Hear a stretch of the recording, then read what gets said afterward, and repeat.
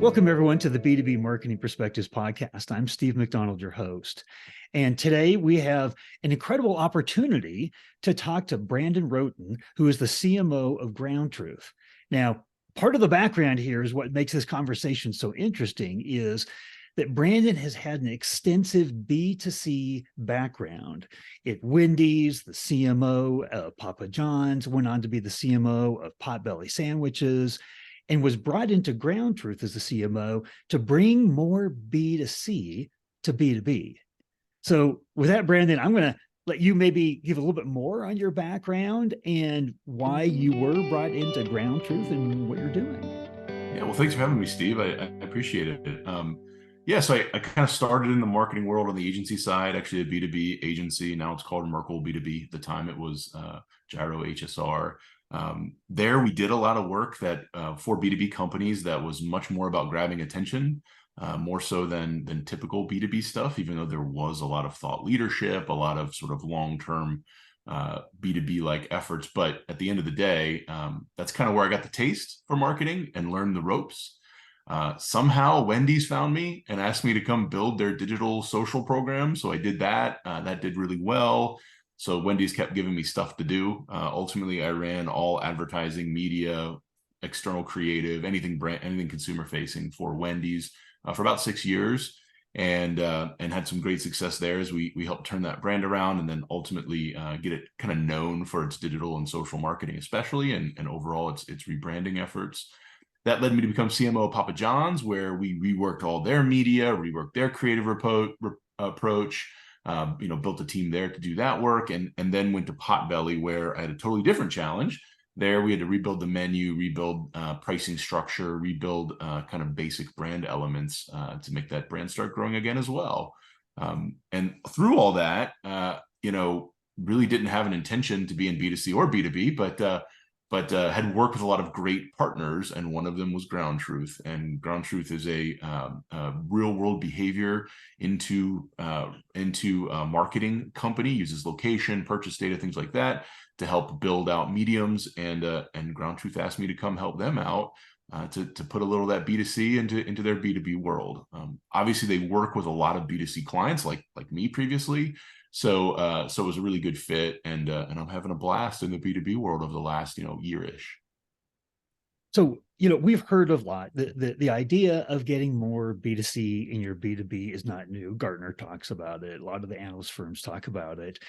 You've got this incredible background. You started B2B, worked with a number of different clients, worked heavily, extensively at the highest levels of B2C, and now you're brought in to do exactly what the analysts are telling us we need to do. If you could just sum up in your own terms why you think that B2B needs more B2C, and just put it, into terms that we can understand a little bit better. Yeah, so I think our CEO at Gyro said it best. His name was Rick Siegel. We had 3 great founders at that organization, but he used to always say to our B2B firm, we're advertising to people. And they have the same attention issues. They have the same, fundamental desires. They have the same emotional pull to things to get their attention. So because we're advertising to people, we use the same techniques as a B2C company does. I really don't think anyone ever bought, when I was back at my Gyro days, I don't think anybody bought a machine tool because it was a little bit faster. At least at first, that's not what caught their attention about the machine tool or the bearing or you name the B2B thing that we our clients sold. Something beyond that, deeper than that, actually got them interested in digging into the specs and understanding those details that in theory would get the engineers to agree to buy the thing. So I think it really boils down to you're advertising to people. And the clutter in B2B is very similar to the clutter in B2C. It just is. I mean, you go through your LinkedIn feed, you go through, if you're, into sort of the niches on Twitter or some other social sites, the clutter is immense, and everyone is throwing stats and facts and deep details at you where you don't even find that hook until you're a third of the way into the content. And I don't think that works. So it really boils down to we're advertising to people in B2B, and they have fundamental needs that can be addressed quickly and get their attention. And it makes just perfect sense, right? You can't go up and down the LinkedIn feed without getting a little bored, right? And there's no reason for that. In fact, I'm recording a podcast episode with another CMO later this week, and the title of it is how to steal the attention of your audience. And such a good way, because content, go back 10, 15, 20 years ago, we were in trade journals and B2B and, stuff like that. But now everybody's got a content team. Everybody's producing content, and we're vying for the attention. And our buyers are 70% of the way through their research by the time they even want to talk to us. So we've got to get their attention. We've got to get earlier in that buyer journey than we have before. So I think we're all bought in on it. Tell me just a little bit about maybe some stories about how you think B2C in B2B has worked well, that we can kind of take this basic concept and start putting some kind of meat on the bone there. Yeah. So I know it helps a lot to use real world examples with my team. And when I first joined GroundTruth, the kind of the opening discussion I had with the marketing team and the sales team and several other teams was essentially, we don't have to do this the same way everyone else is doing it, because in truth, we'll get the same results they're getting. And the examples I used were consumer examples, but consumer examples that I think were serious pivots from traditional B2B like marketing of technical items to B2C items that had to be, attention grabbers. So one example I gave was the Microsoft Zune versus the Apple iPod, those two campaigns. And if you remember back, and it's been a really long time, so, I'm sure people here, they don't even know what a Microsoft Zune is, but a Microsoft Zune was Microsoft's version of the iPod. And it actually came out, I believe, a bit before or about the same time as the Apple iPod, which eventually became the iPhone. So the way Microsoft pitched the Zune was, and I think they were teaming up with Dell at the time to do this, so two big companies, basically said it's got X gigabytes of capacity, it's this fast, it syncs with this computer. It was a listing, it was a B2B style listing of features, of specs. And they're trying to communicate to a public that didn't really understand any of that stuff. So instead, Apple came out and said 1,000 songs in your pocket. And that made total sense. It was just a simple way to illustrate the same exact information and in a way that the consumers actually found compelling. So iPod took off, Zune went the way of the dinosaur. I think because of that fundamental approach, they boiled it down to what was the need and what was a compelling way to express the need so people would pay attention. And then they had the iconic campaign shortly after with the white earbuds and dancing, and it was just a silhouette in the background. This idea of you're bringing your music with you, people transitioning from CDs and tape decks and all that stuff. So I think that's an amazing example that B2B marketers can use to say you don't need to use the specs. You can use the specs down the touches, down funnel. Somebody's going to be interested in that stuff. But at the first touch, it's probably not compelling. I think another from the tech world that I found very useful for my team was Intel. So Intel, during the whole battle of speed of processors, it was a 486 and then a Pentium 1 and then a Pentium 2 and how much RAM and how much memory. Again, it was specs and it was overwhelming to most consumers. Well, Intel just said Intel inside, and they had their little mnemonic, the audio, mnemonic that they had in their ads. And basically, if that stamp was on your computer's case, it was the most updated processor. You just had to feel good about it. And it was a breakthrough for, I think, home computing, because people all of a sudden said, I just need to get something that has Intel inside. And I know it's going to be good. It's going to be fast. Because again, that extra 10 gigahertz or whatever it was doesn't really matter to most consumers. They just want the confidence that if they're going to go buy a thing, it's not going to be obsolete in weeks. So I think that's another great consumer example. I shared with my team an example of a campaign. We did it at Gyro.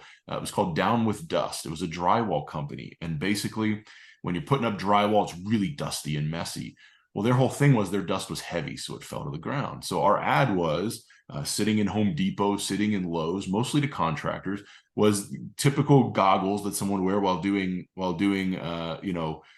contracting work with drywall. And it had down on the written on the dust in it, and then this thing below it with this pile of dust on the ground.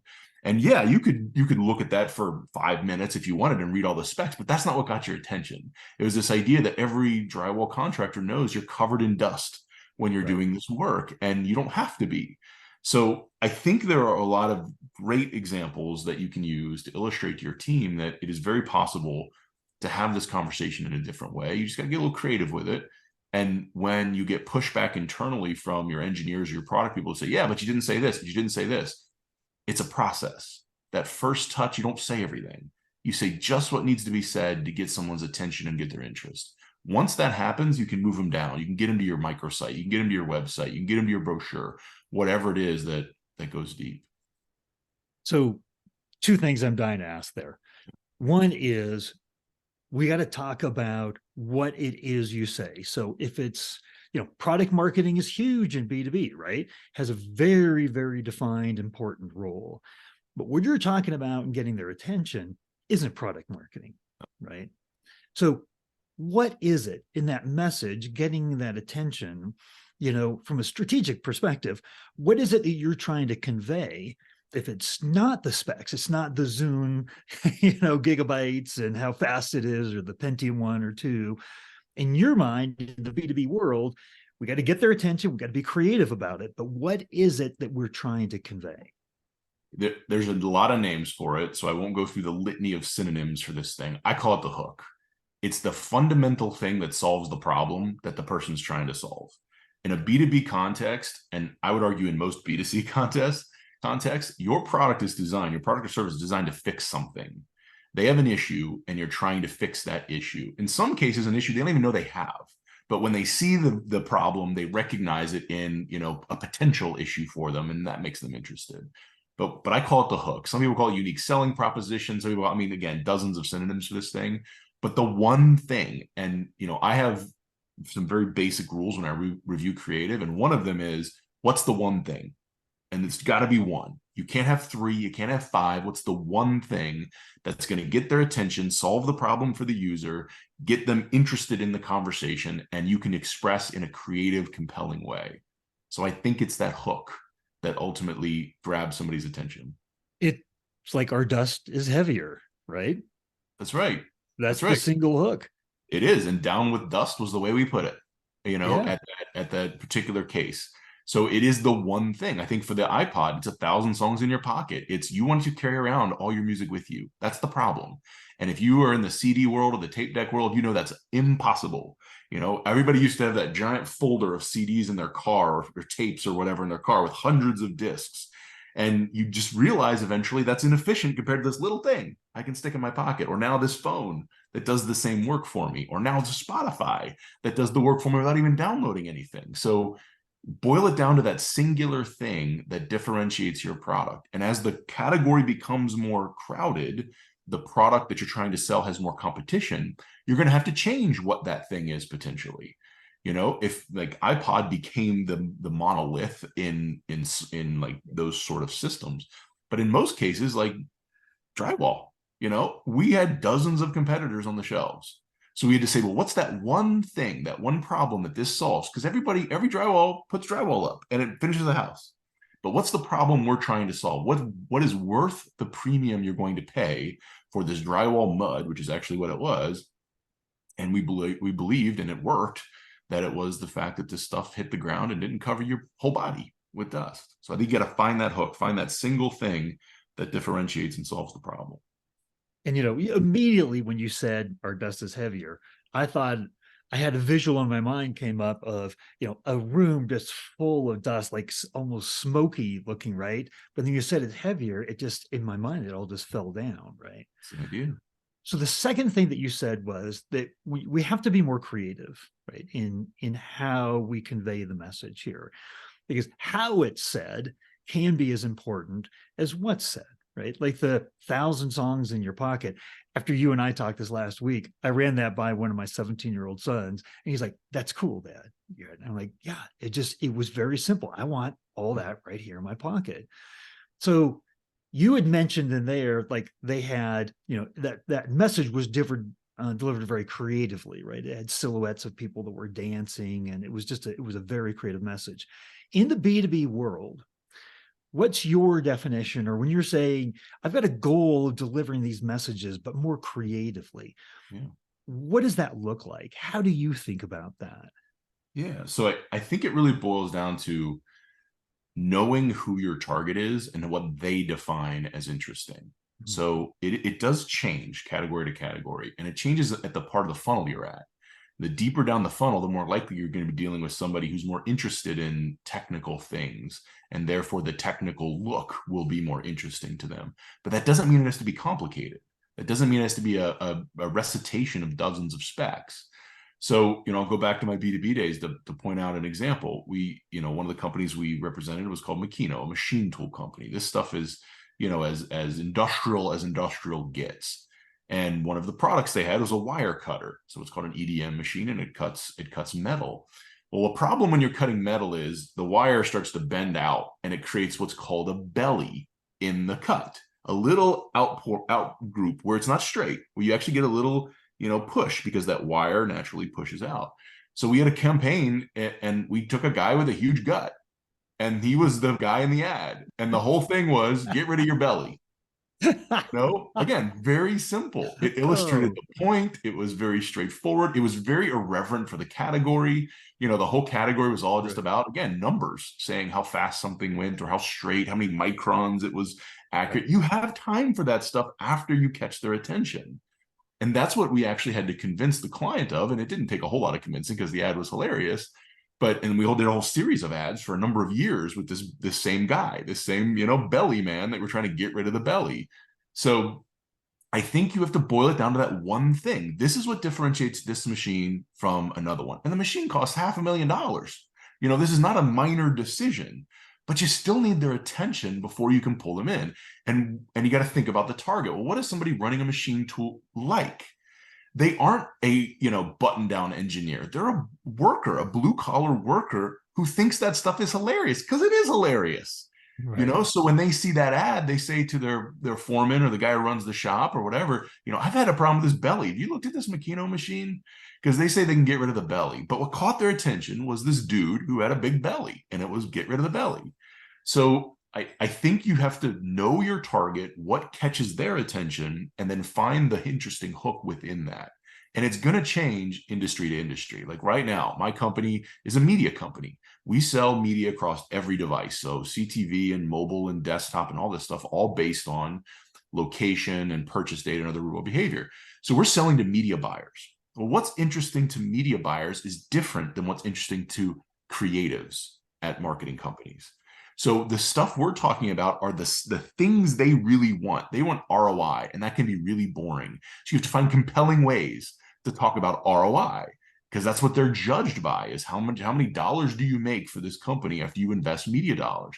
So that's the creative we're building right now and starting to put into the world. It's all about driving the ROI, but it's not, giant charts. It's not giant facts.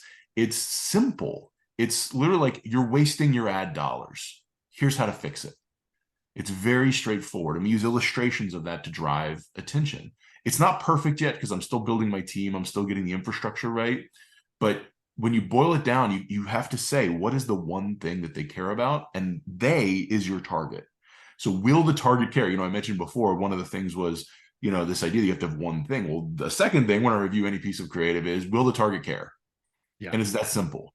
And if the answer is yes, it's compelling to the target, it will work. It's not about you, what you care about. It's not about what your boss cares about, even though you got to sell it to your boss. It's not about, what the media agency thinks. It's, will the target care about that piece of creative? And I think you have to find that hook that's unique to you, that expresses the one thing and clearly makes the target care and pay attention. There's something in that I want to ask your opinion on, because I spent a lot of my career as well in B2C working with, I was at a top 10 digital agency, and we had Nike and Procter and Gamble and Miller Brewing. And, one of the things that we always tried to do is latch onto an emotion, right? And that's big emotional selling in the B2C world. In the B2B world, you're making a big purchase, right? When you're talking about, multi-million dollar media buys and the ROI, if you're getting it or not, investing in a big piece of industrial machinery, the risk factor is big, right? So there's a lot of emotion that's tied in there. And when you were talking about the ROI, you're wasting, right? You're wasting money. That hit me was that, like, oh, right, there's a huge emotional component to that. Yeah. Is that part of what you judge in terms of B2C, more B2C and B2B, is tying into the emotions that your buyers care about? Yeah, I think it is. And you can create emotion too, right? That's why when something's Yeah. funny, it gets attention. You're creating like a moment of happiness in the actual execution of the creative. So yeah, I think it has to be compelling.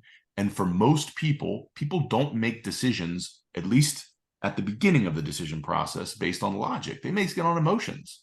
You know, the joke is that nobody owns a Camry because the Camry actually lasts forever. They own a Camry because they want to be seen in a Camry and they want to feel like it's going to last forever. It's the feeling, it's the emotions tied to it. So yeah, I think you absolutely have to tap into that either by creating a moment of emotion, like saying you're wasting your ad dollars, which give you a little pang, like, oh my God, that's the worst thing you can say to me as a media buyer, is that I'm wasting someone's money. That's my job, is to be, Right. good with their money, good with their investments. Or you actually dig into the emotion that's there. And I think the iPod commercial with people dancing is like you're showing, like, I can experience this joy if I have all my music in my pocket. So yeah, absolutely, you have to tie into emotion to make it work. And B2B generally focus on lists of facts. Right. And while that has its place, it doesn't have its place at that first touch for a brand. Typically, it's very rare that a list of facts is actually what's going to get someone to care.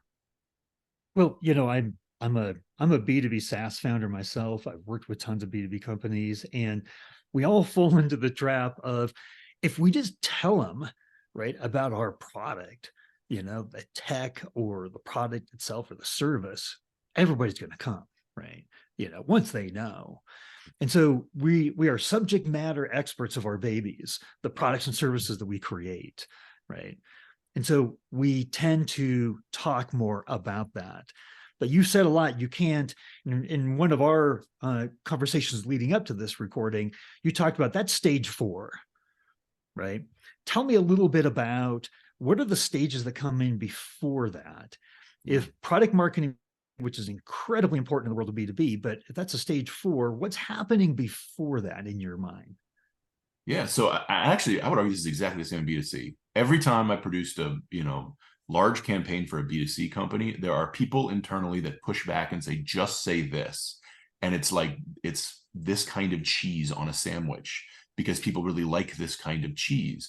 So it's the same. Everyone wants to basically have this really long conversation with you rather than say the thing that's actually compelling and gets attention. So I would argue the first step is always just, what's that one thing that is compelling to the target and builds up what you want the brand to be long term. That's it. Those are those 3 questions I mentioned. The one thing, target cares, builds up the long term brand you want. That's the first touch in almost every communication that's going to get attention. The second touch goes a little deeper and starts to unwind the problem a bit and get someone aware that you actually they start building confidence you're capable of understanding their problem, and maybe starts to hint at you have solved the problems for others. And really, that's stage 3 as far as I'm concerned, is you get down to that next step where you're actually giving them confidence that you're able to solve the problem. That and once you get past there, then you can talk about the product itself and the specs of that product and what makes your technology better. Every single, and you said it, every single company thinks they sell the best stuff. And as soon as someone knows about it, they're going to come running. I have never been at a company that's worth its salt that doesn't believe that. The flaw is everybody thinks it. Right. So therefore, everyone just tries to do this thing down here rather than have this conversation first. I genuinely look at it like any conversation you'd have with a stranger. If you walk up in a party to a group of people and you start by telling your entire life story, you're going to have people turning away pretty quick. Right. You may think your life story is very compelling. Right. And they want to know every in and out of everything you've ever done, where you've ever been, everything. That's not how it works. You start with the light things that you share in common that are interesting, and then you dig from there. And a lot of times you don't make it to stage 4. You don't make it all the way down. And that's okay. That's a filtering process to make sure that is the right customer for you, or that is the right person at the party to talk to. So when you get down to it, you have to start with something light and relatable and interesting. You express the single thing, you do it in a way the target cares about, and you do it in a way that builds ultimately for the brand long term. The technology, the specs, if they want to jump right to that, you let them. So the wonderful thing about marketing, modern marketing, is we have a ton of tools. If somebody wants to click straight through to your ad and dig deep on your website to understand the technology aspect, they can. Let them. You're not stopping them. Right. So it's fine if that's actually interesting. But 90% of people probably aren't going to do that. They're probably going to hit the landing page and decide, well, is this interesting or not? Let me Google it.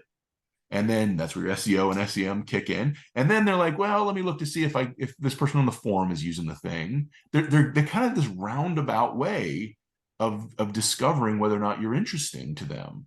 And to me, the steps are: you get their attention, then you build, like you understand the problem, and then you have solved the problem for others. And then you get to the point where this is actually how we solve the problem. This is the technology we use, without blocking anybody at any step. If they want to jump around, let them jump around. If all they care about is staring at the Bellyman ad, let them stare at the Bellyman ad. That's great. If that gets them to call you, awesome. But most of the time, you got to take them down a bit of a process, just like any relationship. And you said something, I mean, everything in there was incredibly important. One that really stood out to me is you've got to prove that you're worthy and that you can solve the problem, right? And, that you can be trusted. And there's these, words in the B2B world, you got to be an expert, you got to be a trusted advisor, right? So you've got to prove that you actually know what you're doing. And B2B buyers don't want to be sold to, they want to be advised.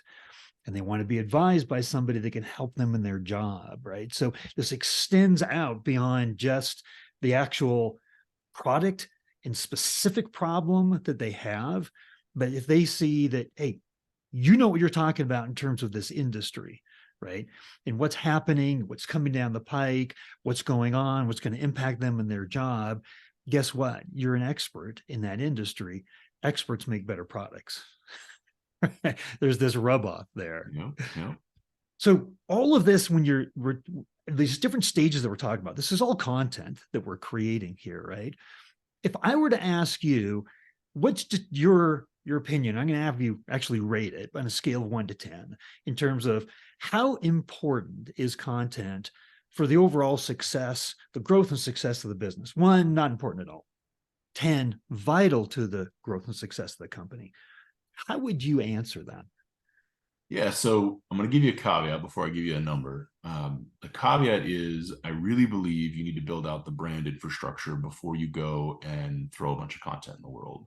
And I'm still in that process at my current company, and every company I've joined, it takes months, if not a year in some cases, to build out what is the brand that you're building.